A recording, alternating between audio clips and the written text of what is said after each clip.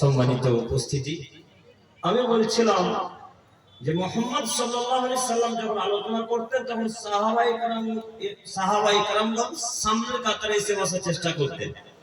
তো উসমান রাদিয়াল্লাহু তাআলা এত দামি মানুষ আল্লাহ নবী মুহাম্মদ সাল্লাল্লাহু আলাইহি সাল্লাম ইদারার উপরে বসে আছেন। ইদারা বুঝেন কি? কুয়া।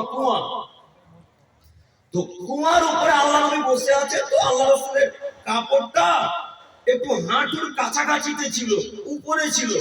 তো আল্লাহ নবী দেখছে উসমান আসছে, উসমান রাসূলের কাছে আসছেন। তো আল্লাহ নবী মুহাম্মদ সাল্লাল্লাহু আলাইহি সাল্লাম উসমানকে দেখে তাড়াহুড়া করে গায়ের চাদরটাকে না, এই লুঙ্গিটাকে হাঁটুর নিচে দিকে নামিয়ে দিয়ে উসমানকে বলছেন, উসমান তুমি এসেছো? তখন উসমান রাদিয়াল্লাহু তাআলা আল্লাহ নবীকে বলছেন, আল্লাহ নবী আপনি এত তাড়াতাড়ি নামলেন কেন? তখন তিনি বলছেন, উসমান আমি তোমাকে দেখে লজ্জা করি। আল্লাহ নবী বললেন, উসমান আমি তোমাকে দেখে লজ্জা করি।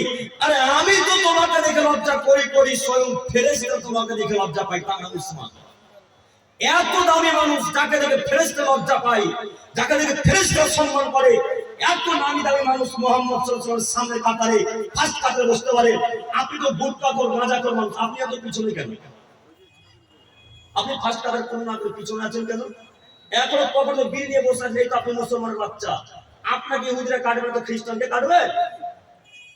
হ্যাঁ, আপনাকে নাসারা কাটবে না তো বৌদ্ধ বাচ্চাটাকে সাঁওতালটাকে ঝাড়খণ্ডে কাটতে যাবে? অসম্ভব, কখনো হয়। আপনাকেই কাটবে, আপনিই তার শত্রু। পৃথিবীতে যত ধর্ম আছে, হোক না ইহুদি, হোক না খ্রিস্টান, হোক না বৌদ্ধ, হোক না সাঁওতাল, হোক না ডোম, পৃথিবীতে যত ধর্ম আছে, যত জাতি আছে, সবাই একটাই শত্রু, তারা মুসলমান বাচ্চা। এদেরকে বুঝতে কাটাই তাদের মেন টার্গেট, প্রধান উদ্দেশ্য।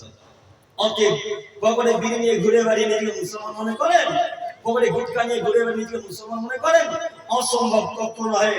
আপনাকে অনুরোধ জানাচ্ছি নীতি পরিবর্তন করেন। সামনে কাতার পুরনো করুন। আমি আপনার দিনী ভাই, আমি আপনার যে কোনো মূল্যে আজকে কিছু না কিছু উপকার করবো ইনশাল্লাহ।